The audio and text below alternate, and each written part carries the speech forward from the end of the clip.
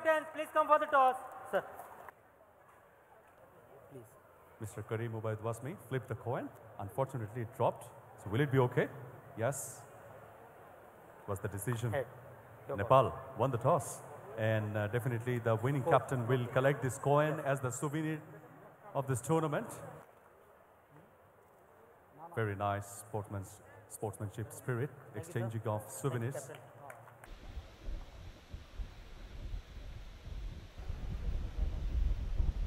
বাংলাদেশের assistant scorer do or die count করবেন তিনি।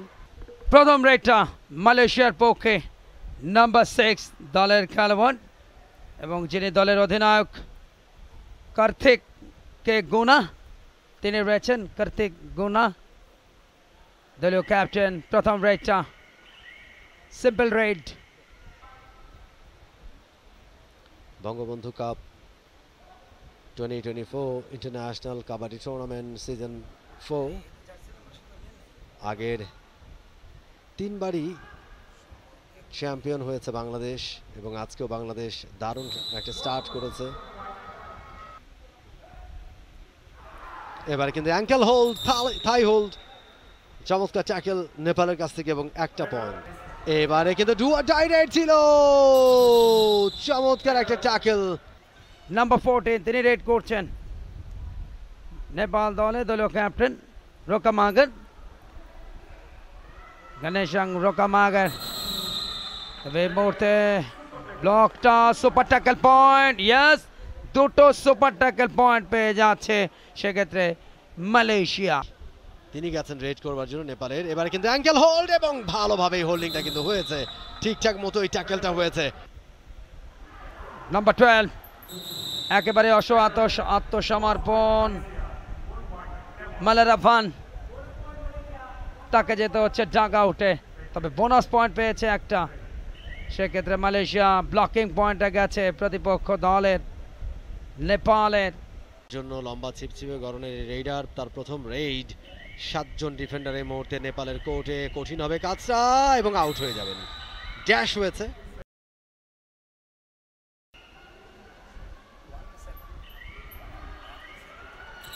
এবং আরো একবার ড্যাশ, দারুণ একটা ড্যাশ এবং রেইডার কিন্তু ছিটকে পড়েছেন কোর্টের বাইরে। পারবেন কি এই রেড থেকে পয়েন্ট নিতে? লেফট কর্নার থেকে রাইট কর্নার, বোনাস লাইনে বারবার পা চালানোর চেষ্টা করছেন একটা বোনাস পয়েন্টের জন্য, প্রথম যে টার্গেটটা থাকে, কিন্তু সময় শেষ হয়ে যাওয়ার আগে কিন্তু প্রতিপক্ষের কোর্টে ঢুকে যান। তার রেইডটা শুরু করেছেন ব্যাকলিফট, টো টাচের চেষ্টা, এবারে অ্যাঙ্কেল হোল্ড এবং ঠিকঠাক মতো মিডল্যান্ডটা পেরিয়ে গেছেন। একটা সুপার রেইড।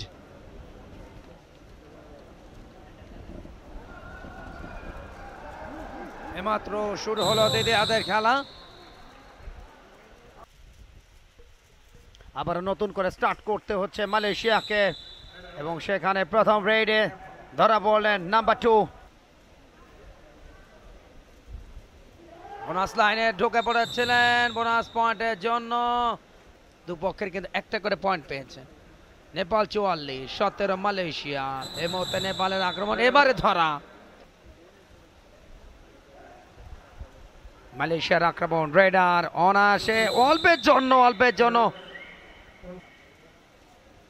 দ্বিতীয়ার্ধে কিন্তু কেউ টাইম আউট গ্রহণ করেনি নতুন প্ল্যানিং এর জন্য। আরো একবার ধরাটা ভালো ছিল, ভালো ক্যাচিং,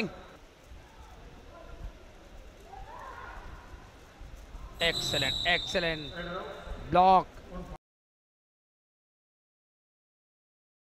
পয়েন্টটা পেয়েছে। এই মুহূর্তে লাইন আউট মালয়েশিয়া দলের একজন খেলোয়াড় নাবিনেশ, তিনি মাঠের বাইরে। এই মুহূর্তে রেডে মালয়েশিয়া, সেলভাম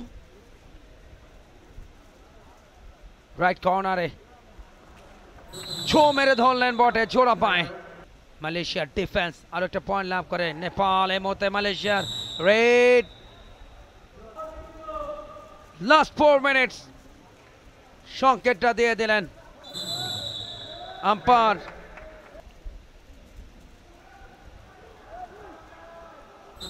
সহজে পাকড়াও করেছেন। হতে যাচ্ছে কিছুক্ষণ পরেই প্রতিটা ম্যাচে কিন্তু সেরা খেলোয়াড় পুরস্কৃত হচ্ছেন, প্রাইজ মানি এবং ট্রফি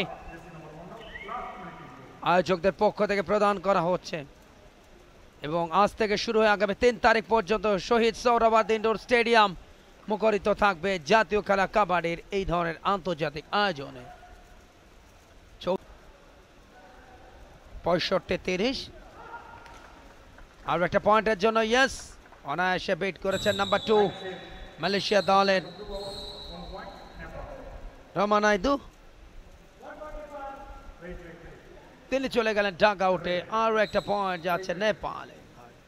নেপাল তাদের পয়েন্ট বাড়বে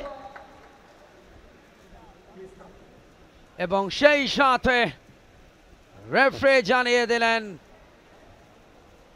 খেলা কিন্তু শেষ হলো, অর্থাৎ আরও একটা ম্যাচ দেখতে দেখতে শেষ হলো। আমরা ফুল টাইম স্কোর লাইনটা দেখবো এক নজরে।